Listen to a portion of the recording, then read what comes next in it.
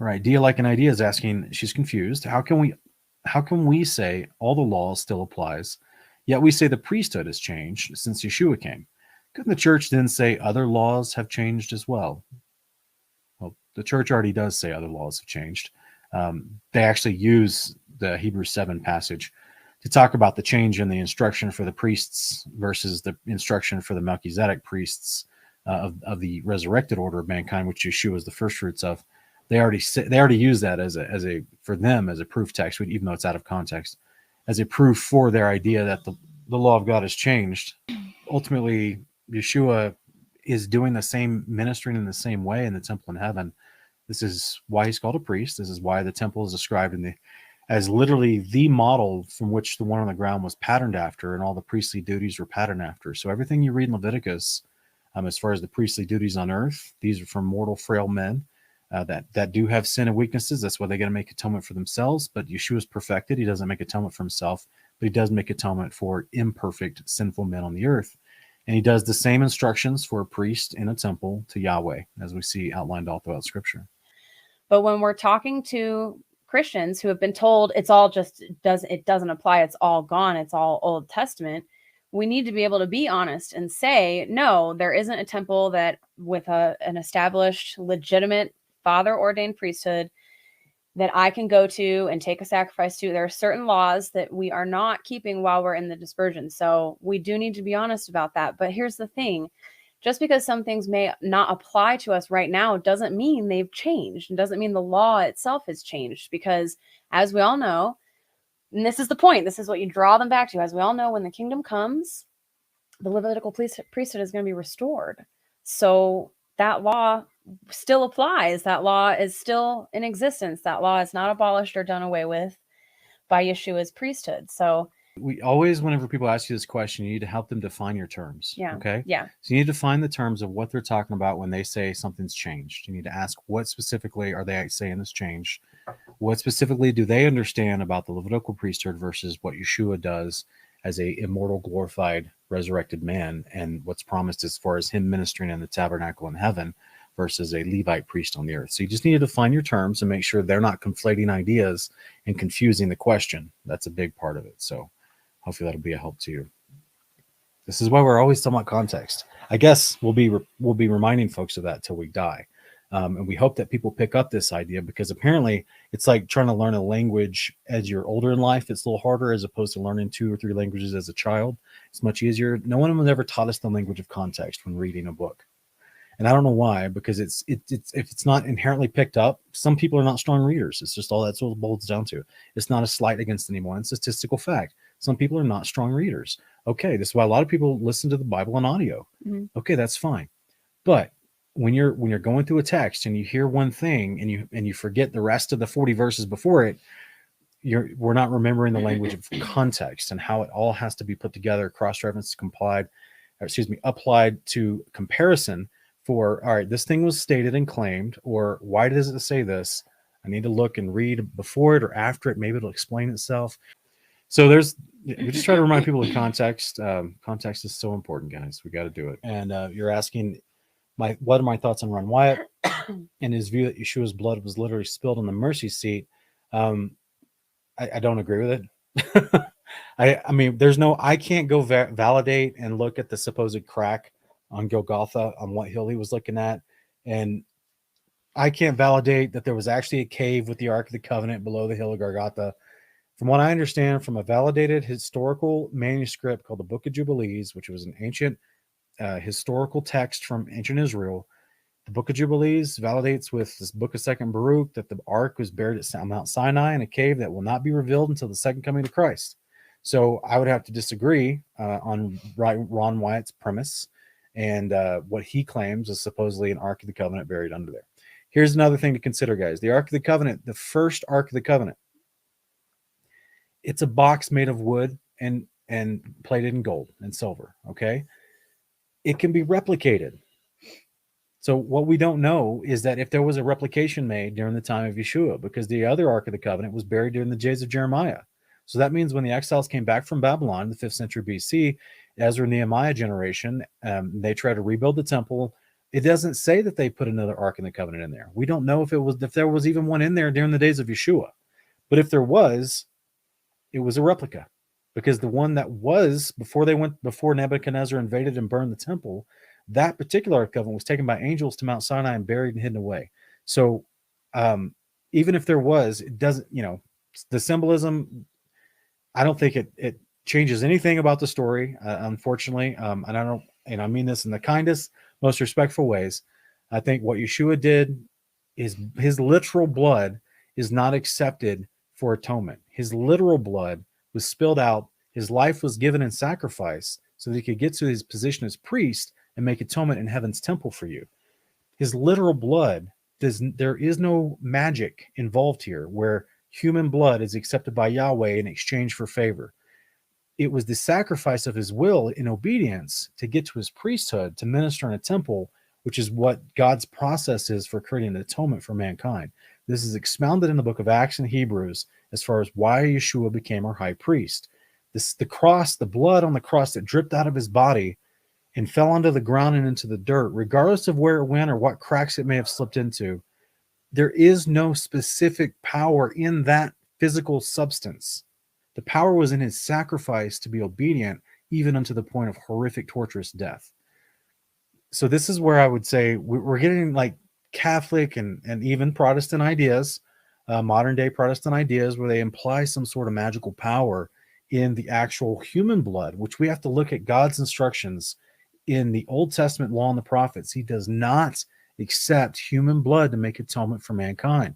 This is a very big point that I think has just been glazed over by hundreds of years of church teaching. Much respect to Ron Wyatt, but I just, I'm not really moved by those claims. You want to get this one? Yeah, I'll start. Okay. So, the more I read the Torah, the more it was very clear to me that the Father defines worship as the actual act of sacrificing an animal on an altar to him and making a meal out of it and having a fellowship or covenant meal in his presence, or dedicated to him, I guess, if you're not literally at the temple or literally up in heaven. So that would be the definition of literal worship. There is the word worship is used for another action that we see throughout the Bible that isn't actually literal worship. It would be bowing to someone. And the other word for that is obeisance, however you pronounce it. And the word worship is generically used to just describe that action.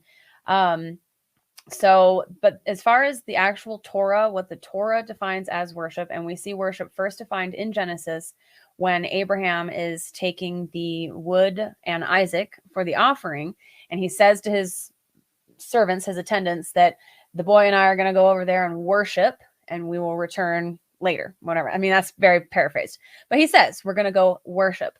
So it's the act of making a covenant meal to and with the Father, and bowing to somebody is an act of showing your humility towards that person. So we do see, I'm pretty sure we see Daniel bow to the king when he's in Babylon. He shows great respect for the king that he's captive of. So it's not just, someone bowed to Yeshua, and that means he's being worshipped like the Father is worshipped through sacrifices, and therefore they're equal and the same, blah, blah, blah, all the arguments that come with this question. No, that's not literal worship when you bow to somebody. When you sacrifice something, and basically it's a food offering given to a god, because if we look at the nations, the pagan nations, they copied what they learned from Noah and his sons. I mean, I'm sure some of Noah's sons took these things and perverted them, it seems like, just not Shem. So that is what worship is, literally speaking. And then praise would be speaking. I mean, I would think praise would be speaking our thanks to the Father. It's like the use of our voice to the Father, and in reverence and acknowledging who he is and acknowledging what he's done for us, all those kinds of things. Singing to him, I would put in the category of praise. Dance, the kind of dances and flags that a lot of people use at some of the Messianic congregations. I would put that in the category of praise. Yeah, adulation. You're saying nice things about God and Son. You're praising them.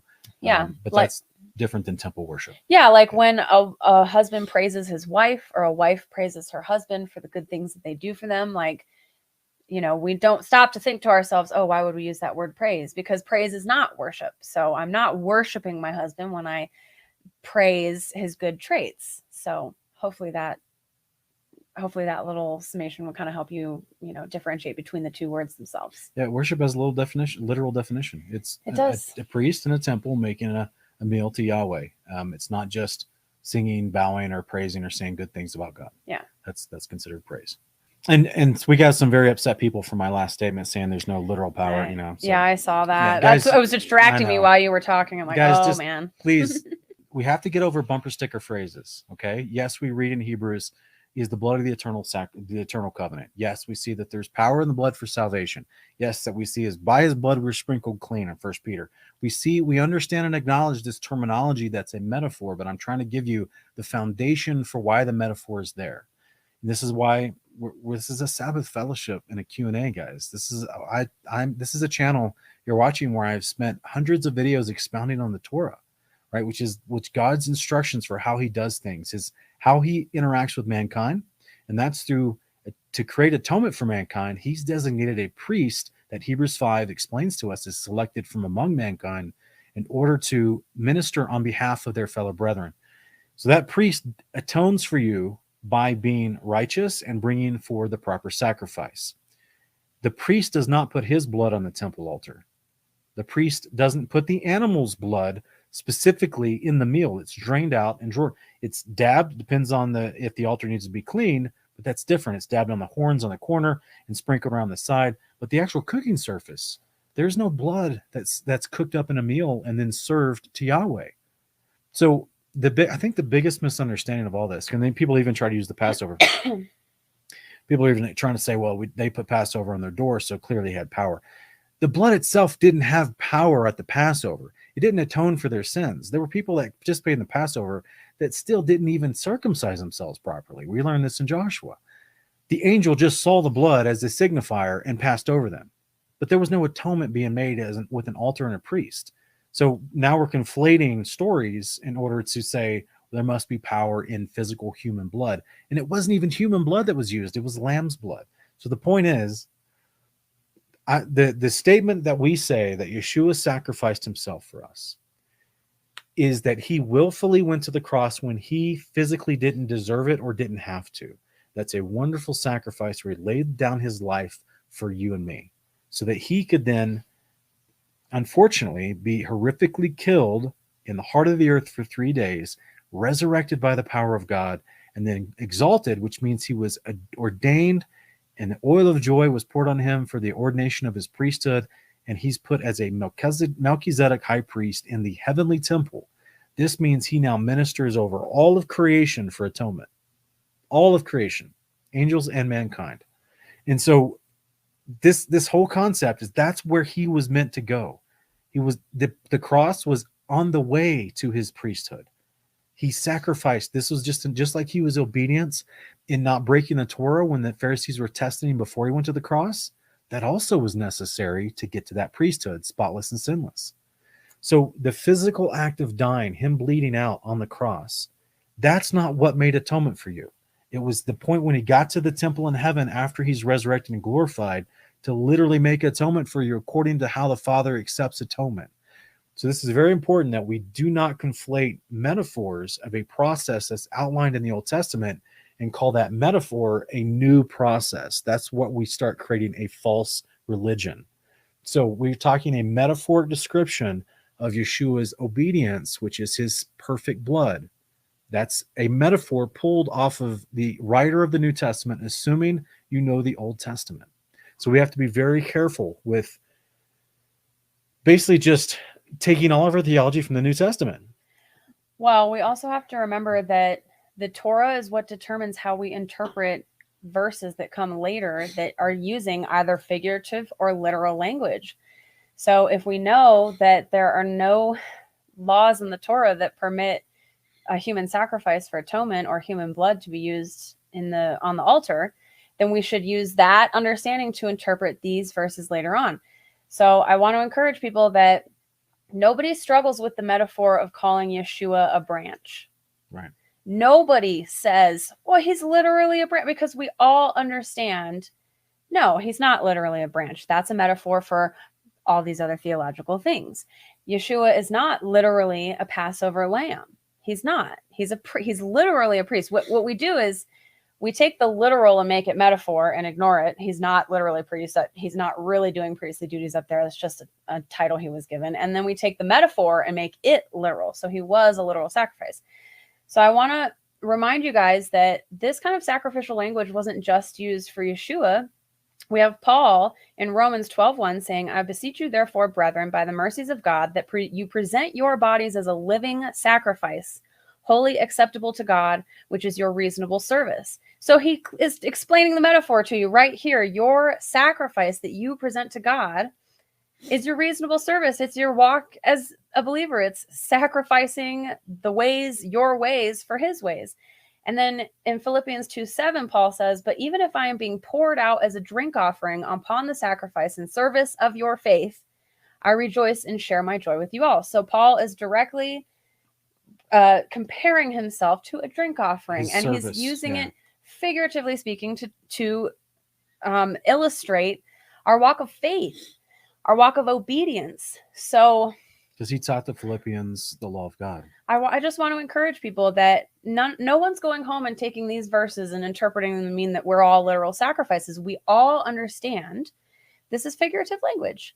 We all understand Yeshua is not a literal branch. He's not a literal lamb. So why do we struggle so much to apply that same kind of common sense filtering of metaphors that we're reading to the fullness of what his death, life, and resurrection actually means for our atonement and his duties as a priest? Why was he even given a priesthood if he doesn't do the duties of a priest? Why is that important at all? If all we needed was him to come and die and somehow take his blood up to the heavenly tabernacle and, put it on the altar up there, why did he even need to be resurrected? Why do we need an eternal high priest? So those are just some things to think on. I understand where this doctrine comes from. I understand it's deeply, deeply ingrained in the DNA of generations of Christians. So they've made songs out of it. It's preached every Sunday in every church. Yeah. It's a catchphrase that's thrown out literally in prayer at the ends of prayers. Yeah. But I want to encourage you guys, a lot of people in our crowd are very adamant they say that they don't follow the Catholic Church. They don't believe in Catholic doctrines. They're totally separate from that belief system. But substitutionary atonement comes from the Catholic Church. It comes, and the Orthodox Church. They were one for 1,500 years. It comes from those people that you guys don't like how they talked about how the law was changed. They're the ones who came up with the substitutionary atonement doctrine. So if you really want to let go of the teachings of men, try not to get too triggered by what we're saying and just hear us out and go read these passages I just read to you. Ask yourself why you don't apply that to yourself literally, but you'll apply any other passage like that talking about Yeshua. You'll apply that to him literally, while also completely ignoring the literal definition of a priest. So, yeah. Well said. The Fix is asking, how would you respond to someone who says Yeshua's high priesthood spoken of in Hebrews is metaphorical idea to help Jews understand Jesus, but he's not really a Melchizedek priest? I would say they don't believe the Bible. That's the harsh thing to say, but I would say there is nothing in the text that gives credence to making metaphor of this. It was prophesied of Yeshua in Psalm 110, 1-4, that he would be sent to become a high priest, as well as Zechariah 6, 11-15, as well as Isaiah 53, verses 6-12. He's going to bear the transgression of the many and bear the sins of the many, and by his knowledge he'll justify the many. Those are priest terms. So I would say to your friend, they need to learn the Old Testament, Leviticus and Numbers, to understand the language of what describes the role and the duties of a priest. So then when they go in and they see the prophecies in the Psalms or Zechariah or Isaiah, they see Yeshua talking about himself in the fulfillment in John chapter 5 and John chapter 14, and they see Acts chapter 2 and Acts chapter 16. They start the whole book of Hebrews, and then Yeshua literally in the temple in heaven in Revelation, they understand, oh, that's because he was always promised to become a high priest. It's a literal thing with a literal temple. What say you, sweetie? That was perfect. And just to build on that, I would also help them. I would point out to them the very book they're quoting is called Hebrews, which is not, it's not Jews. That's being written to Hebrews. That's being written to people scattered in the dispersion, the 10 tribes. And I would just remind them that nowhere, anywhere in the Old Testament or the New Testament is anything differentiated as far as this is for Jews. I'm God and I'm giving this to Jews, and here's for Gentiles. I would help them try to understand it's not about Jews and Gentiles. It's about Israel, there was 12 tribes, not only 2. And Israel has always been a covenant community where anyone can join Israel if they want to serve the God of Israel. So I would just hone in on, hey, look at the name of this book that you're quoting and ask how that makes any sense with trying to say, oh, this is just a metaphor talking to Jews so that Jews would understand. Because I'm going to tell you guys, we've dealt with anti-missionaries, and this is specifically from Judaism. There is a spirit within Judaism that has created an entire movement called anti-missionaries. And these are people who actively argue against Yeshua being the Messiah. And one of the first things they go to is that human sacrifice is not lawful. And there was never a prophecy that we needed to have a human sacrifice for our sins. So if you understand Yeshua's priesthood in the literal sense, you can not only overcome those objections, you can protect yourself from being deceived into rejecting Yeshua completely. Because every person that I've seen swayed by anti-missionaries, it always starts with the human sacrifice issue.